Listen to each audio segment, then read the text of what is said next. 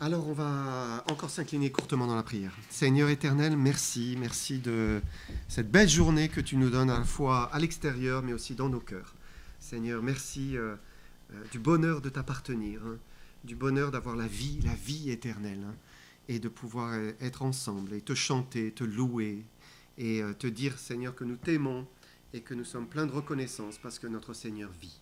Seigneur, que tu veuilles bénir ta parole. Seigneur, ta parole est un marteau qui brise le roc, hein, mais aussi comme du miel qui est doux, Seigneur, sur nos papilles, Seigneur, et nous te demandons de la bénir à cause et par Jésus-Christ. Amen.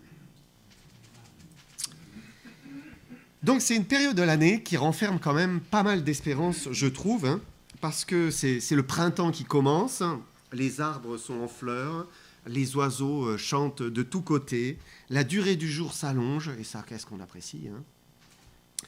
Et on commence à voir de nouveau des abeilles qui butinent. Bientôt, on va voir les hirondelles arriver. Et Pâques, ce n'est pas simplement la mort de Jésus-Christ, mais c'est aussi sa résurrection. Et loin d'être quelque chose de triste, au contraire, Pâques renferme une merveilleuse espérance. Et c'est le titre de ces paroles que j'aimerais vous donner ce matin. Pâques est notre espérance. Les croyants en Jésus-Christ ont une réelle espérance. Parce qu'avec le Seigneur, il y a toujours une espérance. Le fait que Dieu est celui en qui nous comptons, hein, et celui sur qui nous nous reposons, eh bien, nous dit que le meilleur est à venir. Le meilleur est toujours à venir et on peut vraiment graver cela dans nos cœurs. Même si la vie chrétienne, elle renferme des saisons froides, des tempêtes, des automnes pluvieux, des hivers glaciaux, hein, parfois, hein, mais le meilleur est à venir avec le Seigneur. La suite, c'est toujours un printemps lumineux et puis finalement un été verdoyant, là, tellement agréable. Les croyants en Jésus-Christ ont une réelle espérance. Et ça, c'est un principe qui existe depuis l'origine du monde. Si on prend la Genèse, on va prendre un verset où Dieu a créé le monde, et en Genèse 1, verset 5, il est dit « Dieu appela la lumière jour, il appela les ténèbres nuit. Ainsi il y eut un soir, et il y eut un matin, ce fut le premier jour. » Dieu n'a pas dit il y eut un matin et il y eut un soir. Non, il a commencé par le soir. Il dit il y eut d'abord un soir et après un matin. Ça, c'est terminé par le matin. Parce qu'après la nuit, après les ténèbres, se lève le jour. Et ça, c'est un principe qu'on retrouve dans notre vie, hein, et dans toutes les Écritures. C'est quelque chose qui s'est vérifié aussi dans la vie de notre Seigneur Jésus. Et on va commencer par lire quelques passages sur sa venue, sur sa mort, hein, et sa résurrection. Luc 22, 39 à 46. Après être sorti, il alla, selon sa coutume, à la montagne des Oliviers. Ses disciples le suivirent. Hein.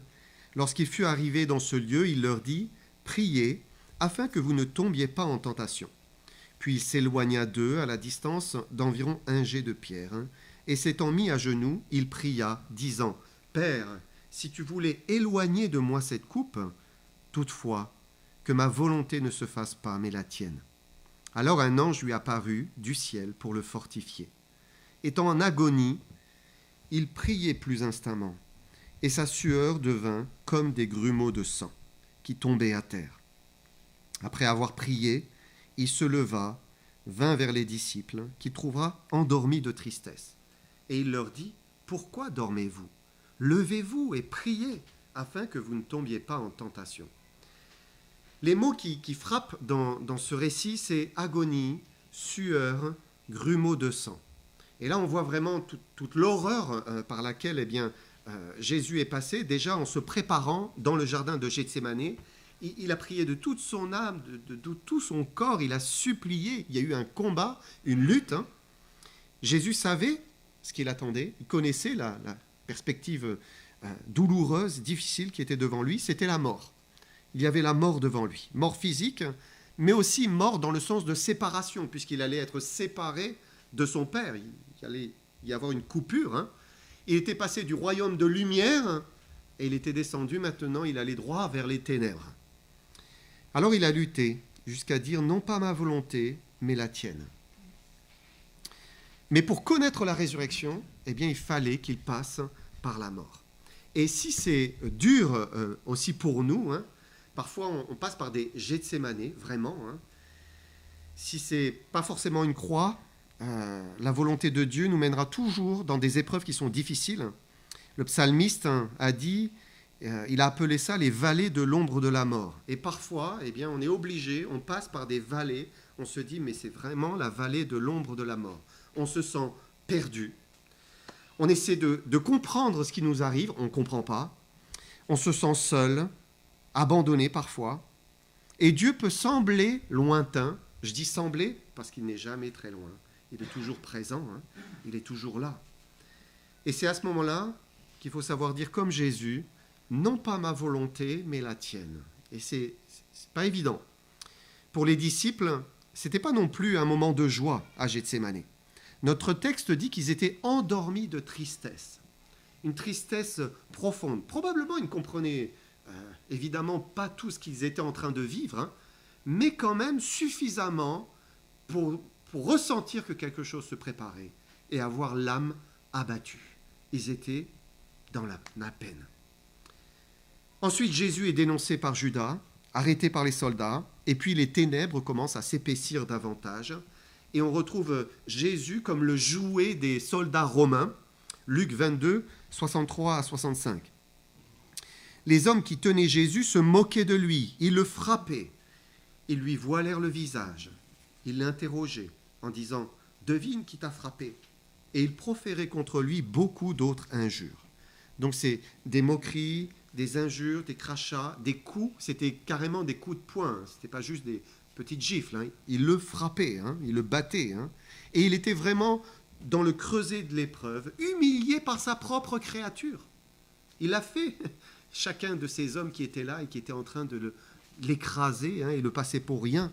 Où était le jour et la lumière? Là, dans ce déferlement de violence, de haine, il était dans les ténèbres.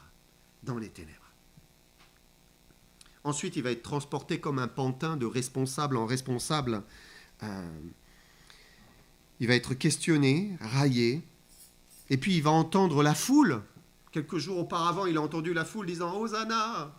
Et là, il entend la foule « Crucifie-le, crucifie-le !»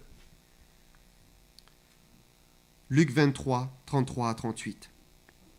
Lorsqu'ils furent arrivés au lieu appelé Crâne, ils le crucifièrent là, ainsi que les deux malfaiteurs, l'un à droite, l'autre à gauche. Jésus dit, « Père, pardonne-leur, car ils ne savent ce qu'ils font. » Ils se partagèrent ses vêtements en tirant au sort. Le peuple se tenait là et regardait. Les magistrats se moquaient de Jésus, disant, « Il a sauvé les autres, qui se sauve lui-même, s'il est le Christ, l'élu de Dieu. » Les soldats aussi se moquaient de lui, s'approchant et lui présentant du vinaigre. Il disait, « Si tu es le roi des Juifs, sauve-toi toi-même. » Il y avait au-dessus de lui cette inscription, « Celui-ci est le roi des Juifs. » Donc Jésus est élevé sur la croix, ses mains sont percées, ses pieds sont percés, et le voilà en train de vivre l'horreur, une mort lente, douloureuse. Donc il a cette souffrance, hein, des clous dans la chair. Il a aussi la souffrance du poids de son corps, hein, et il doit choisir en fait, soit c'est la souffrance de pousser sur ses pieds pour pouvoir respirer, ou bien c'est la souffrance de se laisser tomber et de commencer à suffoquer. La Bible dit qu'il était en train, à ce moment-là, de porter nos péchés en son corps sur le bois.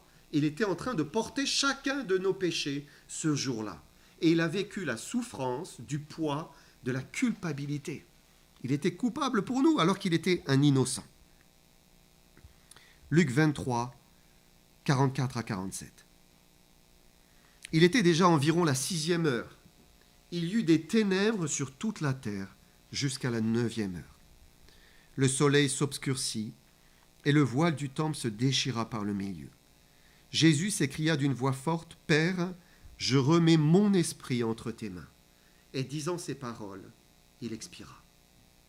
Le centenier, voyant ce qui était arrivé, glorifia Dieu et dit, « Certainement, cet homme était juste. » Et Dieu a permis qu'il y ait des ténèbres spirituelles, hein, qui a même conduit à des ténèbres physiques, hein, puisque Dieu a obscurci le ciel, les nuages sombres ont rempli le ciel, et Jésus a payé pour nos péchés avec cette dernière parole, « Père, je remets mon esprit entre tes mains. » Et il est mort.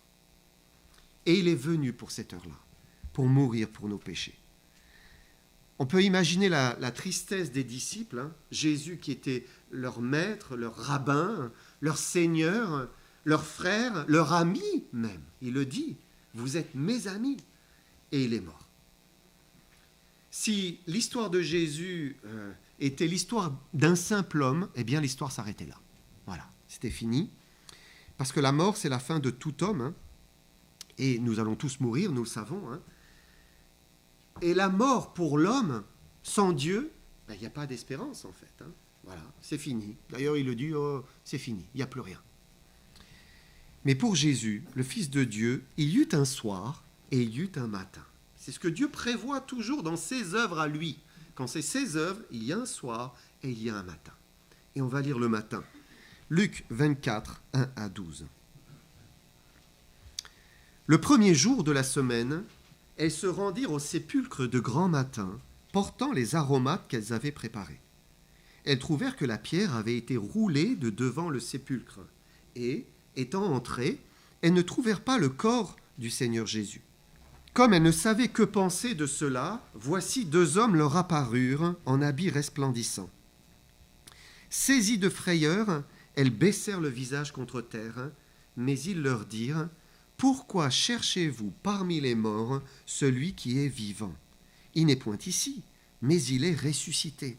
Souvenez-vous de quelle manière il vous a parlé lorsqu'il était encore en Galilée, et qu'il disait « Il faut que le Fils de l'homme soit livré entre les mains des pécheurs, qu'il soit crucifié et qu'il ressuscite le 3e jour. » Et elles se souvinrent des paroles de Jésus. À leur retour du sépulcre, elles annoncèrent toutes ces choses aux 11 et à tous les autres. Celles qui dirent ces choses aux apôtres étaient Marie de Magdala, Jeanne, Marie mère de Jacques et les autres qui étaient avec elles.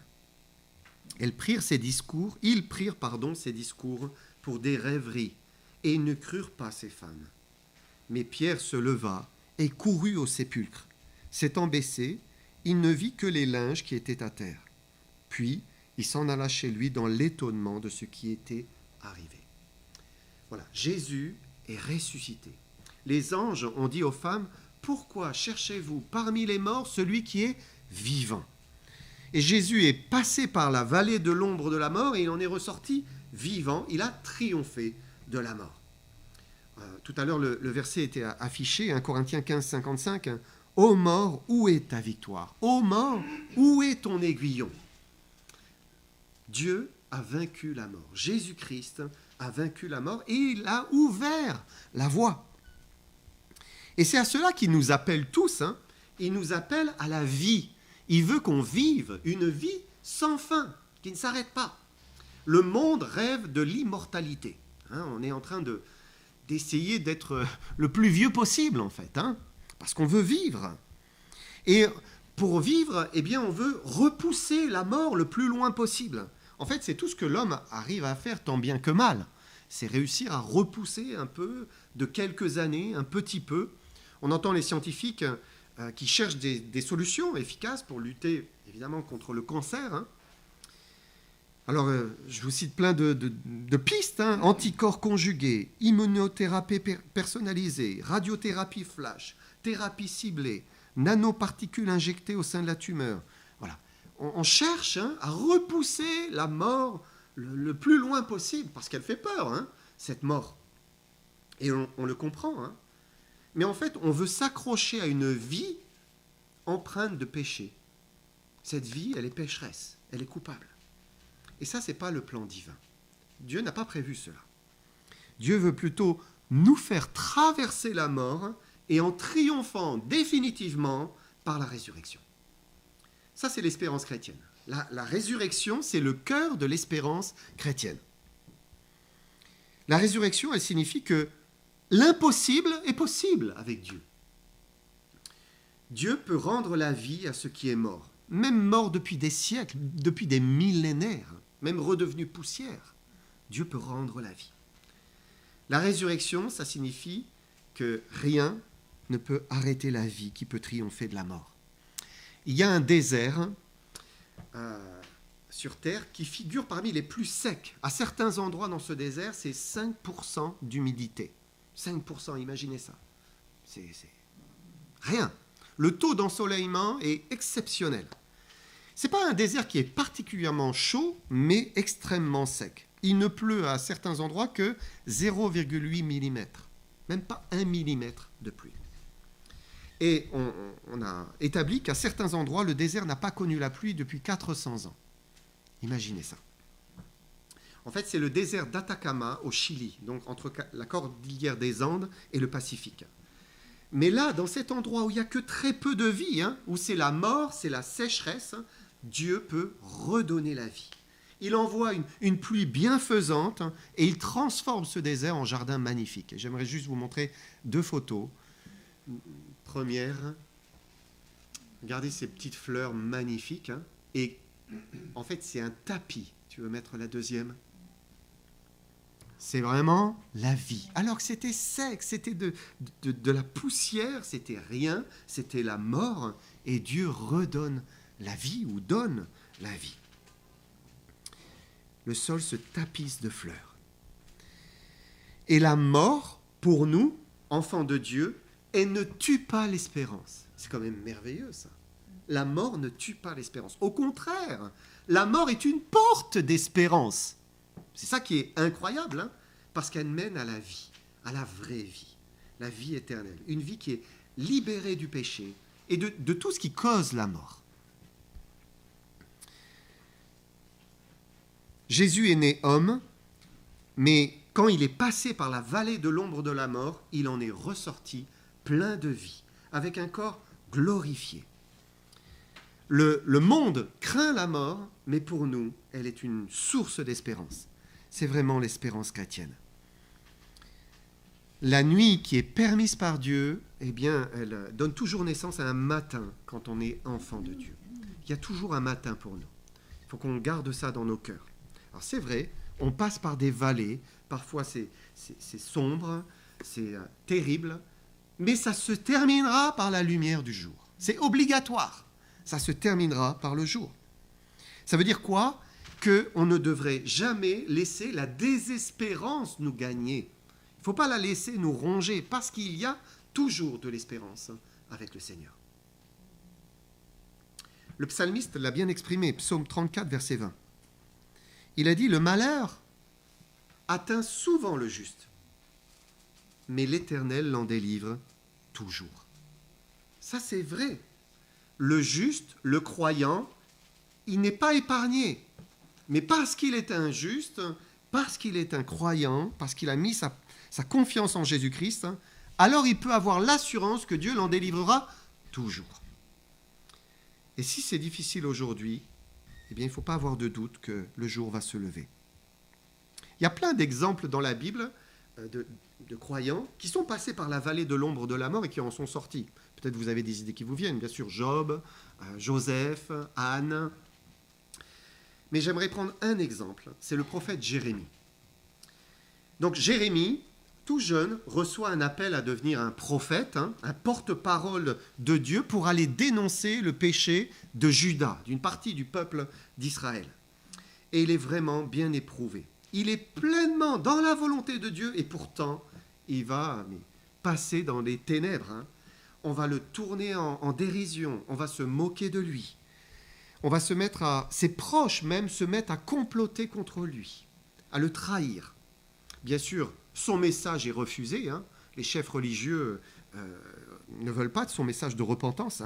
Sans compter la violence physique, il est battu, il est emprisonné à plusieurs reprises, il est accusé de trahison, il est jeté dans une citerne, et il a écrit le livre des Lamentations de Jérémie, où il exprime, eh bien justement, tout ça, toute cette tristesse, tout ce qu'il a vécu. En fait, on utiliserait aujourd'hui le mot dépression. Vraiment, Jérémie, quand vous lisez Lamentation, vous dites, mais il est dans une profonde dépression. On va lire chapitre 3, verset 1. Lamentation 3, 1. Je suis l'homme qui a vu la misère sous la verge de sa fureur. Il m'a conduit, mené dans les ténèbres et non dans la lumière. » Et Jérémie se dit, mais en fait, c'est Dieu qui m'a conduit là. C'est Dieu, dans cette épreuve, dans ces ténèbres. La nuit est tombée sur lui et il n'a plus d'espérance, en fait. Il n'a plus d'espérance. Jérémie 3, verset 14. « Je suis pour tout mon peuple un objet de raillerie, chaque jour l'objet de leur chanson. » Ils se sont humiliés, abaissés. Lamentation 3, 17, 18. « Tu m'as enlevé la paix, je ne connais plus le bonheur. Et j'ai dit, ma force est perdue, je n'ai plus d'espérance en l'Éternel. » Voilà, c'est dit. Je n'ai plus d'espérance en l'Éternel. Cette vallée m'a anéanti. Et nos épreuves, elles peuvent nous amener dans un état de désolation, de tristesse. On n'a plus d'espérance, plus aucune espérance. Mais celui ou celle qui connaît réellement Jésus-Christ a en lui, en elle, cette petite flamme qui brûle encore. Vous savez, ce lumignon, on appelle ça, cette petite bougie, cette petite flamme qui est là. Et on se dit, j'ai plus d'espérance.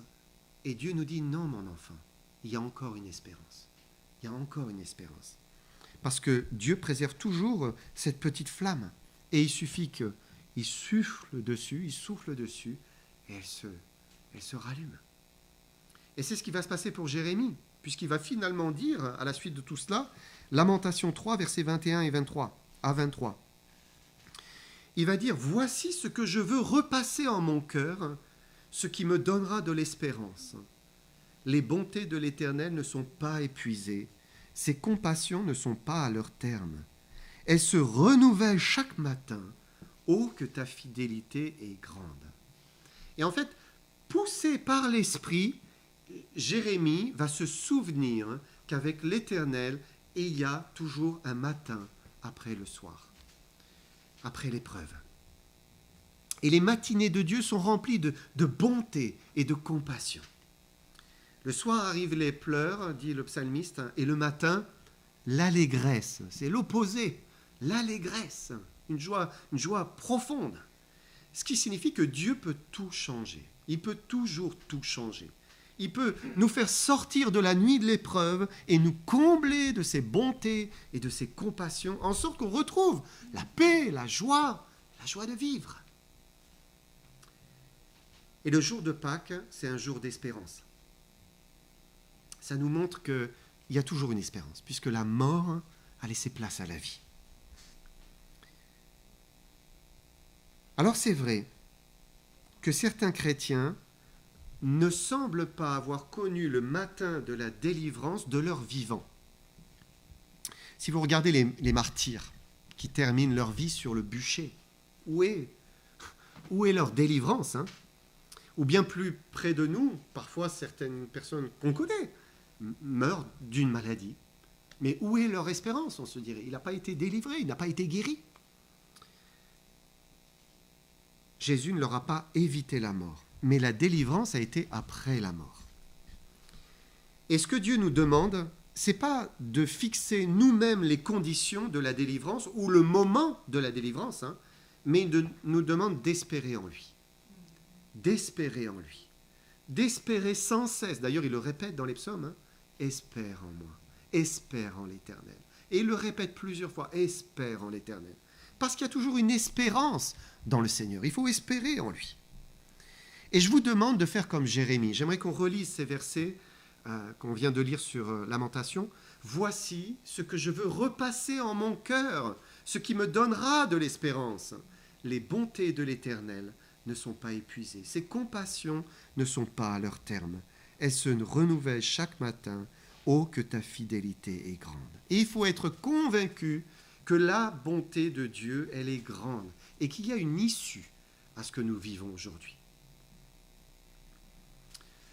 Il faut avoir la même attitude que Shadrach, Meshach et Abed-Nego alors qu'ils vont être jetés dans la fournaise. Si vous vous souvenez, donc Nebuchadnezzar voulait les jeter Quelle espérance avaient-ils alors qu'ils étaient là devant cette fournaise qui était chauffée à blanc, on a envie de dire, hein? Ils vont dire, Daniel 3, 17, « Voici notre Dieu que nous servons peut nous délivrer de la fournaise ardente, et il nous délivrera de ta main au roi. » Ça, c'est le choix de l'espérance. Je fais le choix de l'espérance. Dieu peut, Dieu va. Je fais le choix vraiment d'espérer en Dieu parce qu'il est bon. Et ils ajoutent juste après, Daniel 3, 18, « Sinon, sache au roi que nous ne servirons pas tes dieux et que nous n'adorerons pas la statue d'or que tu as élevée. » Et ce « sinon » voulait dire que notre espérance ne s'arrêtera pas à la mort, parce qu'ils vont être jetés dans la fournaise. Hein.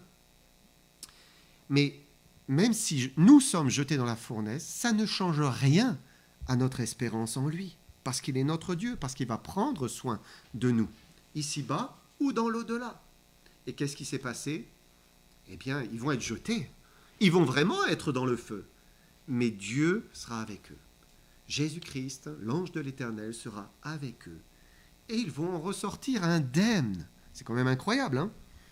Ils vont sortir des flammes et nous lisons, leurs cheveux n'avaient pas été brûlés, leurs caleçons n'étaient point endommagés, l'odeur du feu ne les avait pas atteints. Ça veut dire qu'ils en sont ressortis sans aucune séquelle. L'épreuve, parce qu'ils étaient dans le feu, eh bien, ne les a pas atteints. Ils en sont sortis, libérés. Et il y a une espérance. Dieu peut guérir. Il peut même faire en sorte qu'il n'y ait pas de trace de l'épreuve. Parfois, on se dit, mais je suis marqué à vie. Non. Dieu peut faire en sorte qu'on est totalement guéri, transformé. Une autre personne, presque. Tout comme Jésus, le Fils de Dieu, qui a eu une fin horrible, difficile, pleine de souffrance, mais le matin de la résurrection, mais c'était la gloire. Toutes les souffrances du passé étaient effacées par la vie qui avait triomphé sur la mort. Les anges ont dit aux femmes venues au tombeau, « Pourquoi cherchez-vous parmi les morts celui qui est vivant ?» Et si elles étaient venues au tombeau pour l'embaumer, c'est qu'elles n'avaient plus aucune espérance. Il était mort pour elles, c'était certain. Hein? Mais Jésus était revenu à la vie. Et on ne devrait jamais s'arrêter avec cette idée de défaite en se disant « Dans ma situation, il n'y a pas d'espérance. Il n'y a pas d'issue. » On ne devrait jamais, parce que c'est faux, c'est absolument faux. On n'a pas le droit de dire une chose pareille, surtout quand on connaît Jésus-Christ comme sauveur, ou quand on vient à Jésus-Christ. Hein. Il nous enseigne le contraire. En lui, il y a toujours une espérance. Jésus a vaincu la mort. Alors, quelles que soient nos épreuves, quelles que soient nos vallées, nos maladies, nos difficultés, nos séparations, nos incompréhensions, dans le Seigneur, il y a toujours une espérance. C'est important de comprendre ce « dans le Seigneur ». Il n'y a pas une espérance en nous. Il n'y a pas une espérance si on se tourne vers soi-même hein, et on cherche en soi-même des solutions, des raisonnements, une échappatoire. Il n'y a pas d'espérance dans la fuite. Il n'y a pas d'espérance. Mais en lui, il y a une espérance. En Dieu, il y a une espérance. Dans le Seigneur. Jésus est la solution. Psaume 62, verset 6, pour terminer. Il dit, « Oui, mon âme, confie-toi en Dieu, confie-toi, car de lui vient ton espérance. » C'est en lui, eh bien, qu'il y a la vie et l'espérance. Amen.